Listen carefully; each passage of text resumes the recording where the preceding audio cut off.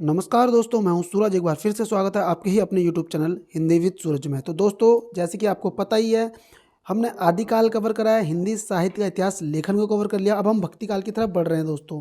तो भक्ति काल में मैं पहला वीडियो बना रहा हूं, जो एक बेसिक सा वीडियो बनने वाला है, लेकिन इसके अंदर जो आपको जानकारी मिलेगी वो यकीनन एक ऐसी जानकारी होगी जो आपके लिए बहुत ही ज़्यादा मददगार होगी अपनी तैयारी को एक आगे ले जाने के लिए।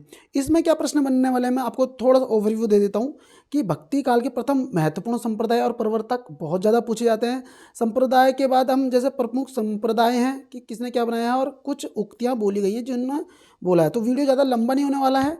अगर आप पूरा वीडियो देखते हैं तो यकीनन आपके एग्जाम में एनटीए यूजीसी नेट के एग्जाम में यहाँ से हमें प्रश्न सीधे सीधे देखने को मिलते हैं।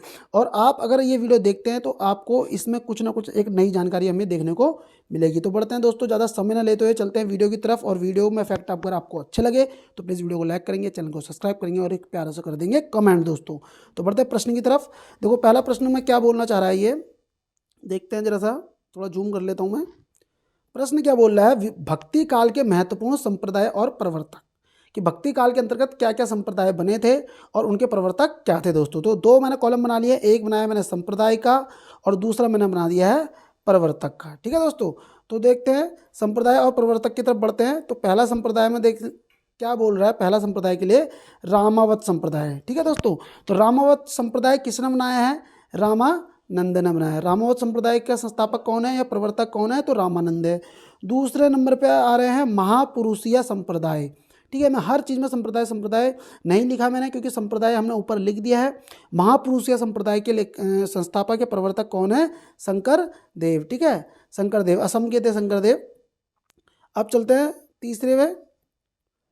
तीसरा जो बोल रहा है ये है रामदासी संप्रदाय। कौन सा दोस्तों? रामदासी संप्रदाय का किसने किया? रामदास ने किया। तो दोस्तों ये तो हमें देख के ही पता चल रहा है, रामदासी का रामदास दोस्तों। अब चौथे नंबर पर आ रहा उद्धति संप्रदाय। उद्धति संप्रदाय में कौन है? सहजानंद। उद्धति संप्रदाय के प्रवर्तक कौन है दोस्तों? सहजानंद है। 5 नंबर पर आ रहा है रसिक संप्रदाय। क्या दोस्तों? रसिक संप्रदाय है अग्रदास का है। ठीक है दोस्तों, रसिक संप्रदाय किसका है? अग्रदास का है। बढ़ते हैं अगले की तरफ। अब आ रहा है स्वसुखी संप्रदाय। स्वसुखी संप्रदाय किसका था? रामचरण दास का। स्वसुखी संप्रदाय किसका है? रामचरण दास का। अगला 7वें नंबर पर आ रहा है गौंडीय संप्रदाय। ठीक है, गौंडीय संप्रदाय किसका है? चैतन्य महाप्रभु जी का है। ठीक है, गौंडीय संप्रदाय किसका था? चैतन्य महाप्रभु है ना, 1502 से 1552 है ना। चैतन्य महाप्रभु 1502 के नहीं है, हितरिवंश है 1502 के, माफ़ी चाहूँगा। अब अगला नाम आ रहा है सखी संप्रदाय का। ठीक है दोस्तों, सखी संप्रदाय का क्या है? स्वामी हरिदास। इस संप्रदाय को याद रखेंगे, सखी संप्रदाय को हरिदासी संप्रदाय भी बोला जाता है और इसके प्रवर्तक कौन है? स्वामी हरिदास है।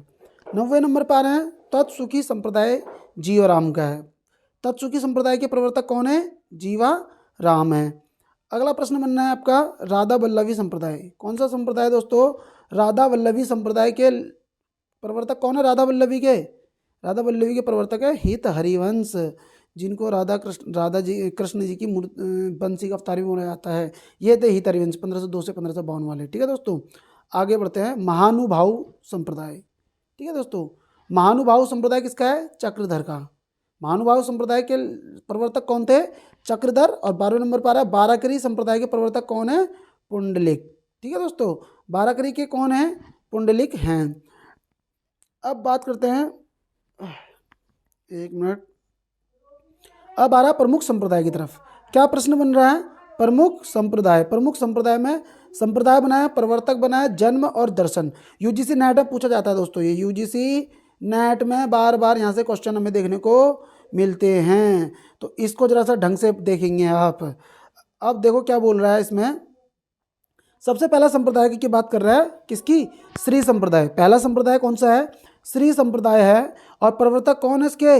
रामानुजाचारी। और इनका जन्म कब हुआ है? 1016 ईस्वी में। और दर्शन कौन सा था इनका दोस्तों? विशिष्टता द्वैतवाद। कौन सा दर्शन है? विशिष्टता द्वैतवाद। और दूसरे नंबर पे किसका नाम आ रहा है? ब्रह्म संप्रदाय का। और ब्रह्म संप्रदाय के प्रवर्तक कौन थे? मध्वाचारी, जिनका जन्म कब हुआ है? 1197 ईस्वी में। और इनका जो दर्शन है कौन सा है, द्वैतवाद दर्शन है दोस्तों।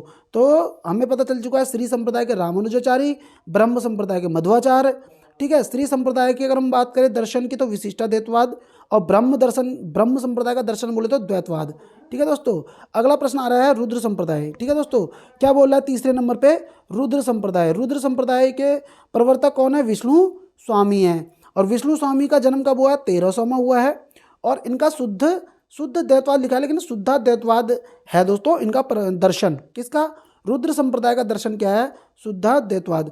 अब कहीं पे रुद्र संप्रदाय में है या वल्लभ संप्रदाय में है, वल्लभ संप्रदाय में भी किसी जगह में विष्णु स्वामी का नाम आ जाता है।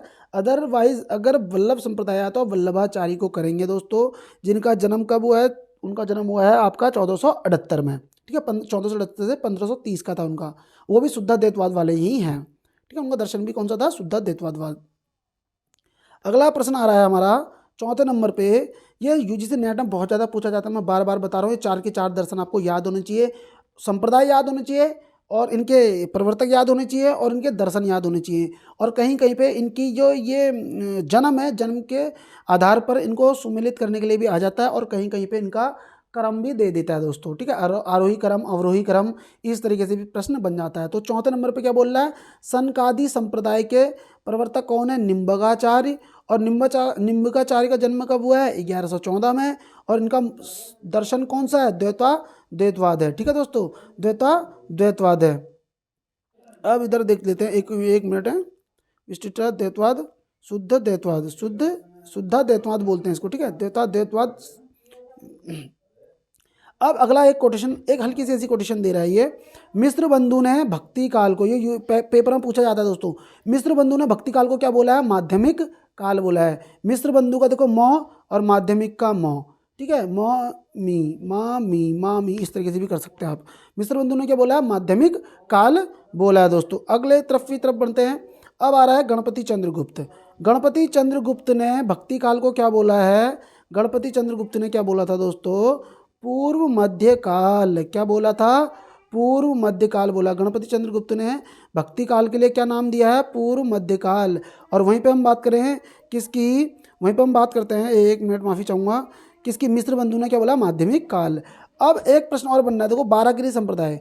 अब बाराकरी संप्रदाय में मैं अभी को देखो एक चीज़ में, बाराकरी संप्रदाय में अगर हम बात करते हैं, बाराकरी संप्रदाय के प्रथम उन्नायक, देखो क्या बन गया प्रश्न, प्रथम उन्नायक की बात कर रहा है, प्रथम उन्नायक की बात कर रहा है। देखो प्रवर्तक की बात नहीं कर रहा, बाराकरी में कौन थे, है ना, बाराकरी में पुंडरीक है, चक्रधर, बाराकरी के कौन है, चक्रधर। बाराकरी के संप्रदाय के कौन होते हैं, चक्रधर होते हैं।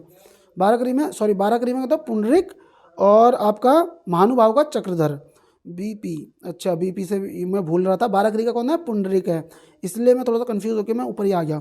बाराकरी संप्रदाय का अगर हम बात करें प्रवर्तक की, तो प्रवर्तक में पुंडरीक आता है, जबकि वो क्या बोल रहा है, बाराकरी संप्रदाय का प्रथम उन्नायक की बात करते हैं तो संत ज्ञानदेव, ठीक है दोस्तों। प्रथम उन्नायक जो हैं ज्ञानदेव है, और बाराकरी संप्रदाय के जो प्रवर्तक हैं वो पुंडरीक हैं।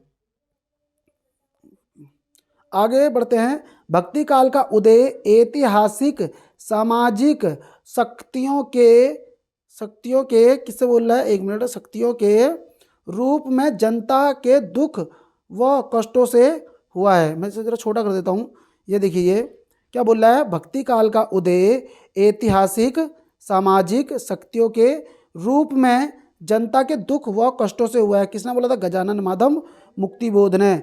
अगला प्रश्न बनना है, भक्ति आंदोलन एक जातीय और एक जनवादी आंदोलन है, एक जातीय और जनवादी आंदोलन है, किसने बोला, रामविलास शर्मा ने बोला था। 1912 का जन्म है इनका दोस्तों, ठीक है, रामविलास शर्मा का। अगला प्रश्न है, क्या बोला है, भक्ति काल ताराचंद्र ने, अच्छा भक्ति काल को ताराचंद्र ने अरबों की देन माना था, ठीक है। भक्ति काल को किसके, भक्ति काल के उदय का कारण, जो उदय का कारण है वो ताराचंद्र ने किसको माना था, अरबों की देन को माना था। और गिरियर्सन ने भक्ति काल के उदय का जो कारण माना वो किसको माना, ईसाइयत की देन को माना था दोस्तों, ठीक है, ईसाइयत की देन है करके, ठीक है। अब एक प्रश्न और आ रहा है, देखो भारत में जो ईसाई आए थे ना, ईसाई पादरी को आने में धर्म प्रचार प्रसार करने की जो छूट मिली थी, 1813 का भारत चार्टर अधिनियम था, भारत 1813 का चार्टर एक्ट था, जिसके तहत बोला गया था कि ईसाई पादरी अब भारत में आ सकते हैं प्रचार प्रसार करने के लिए। 1813 से पहले ईसाई पादरी को भारत में धर्म प्रचार प्रसार करने की अनुमति नहीं थी दोस्तों। ये जीके का क्वेश्चन है वैसे, ठीक है दोस्तों,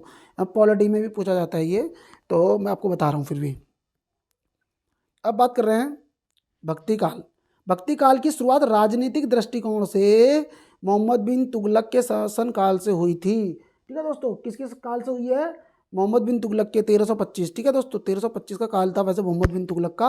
और आशा करता हूँ ये प्रश्न आपको अच्छे लगे होंगे, और ये प्रश्न आपको अगर अच्छे लगे हैं, वीडियो अगर आपको अच्छी लगी है, मैं आपको फिर बोल रहा हूँ, ऊपर से चले आते हैं। देखो दोस्तों, ये ना भक्ति काल के ये जो प्रमुख संप्रदाय है ना, ये तुम्हें पता होना चाहिए भाई। अगर आप तैयारी कर रहे हो यूजीसी नेट की, यकीनन आपको ये याद होने चाहिए, सारे संप्रदाय का ये पता होना चाहिए। और ये फैक्ट तो देखो, ये बेसिक फैक्ट है, ये तो हर किसी को याद ही होते हैं। ठीक है, इसमें थोड़ा सा ना हम कहाँ फंस जाते हैं, इनके संप्रदाय और दर्शन में फंस जाते हैं। देखो ये संप्रदाय और दर्शन हमें ढंग से याद होने चाहिए कि किस संप्रदाय का कौन सा दर्शन है, और कौन सा संप्रदाय के कौन से प्रवर्तक हैं, और उनका जन्म कब हुआ है।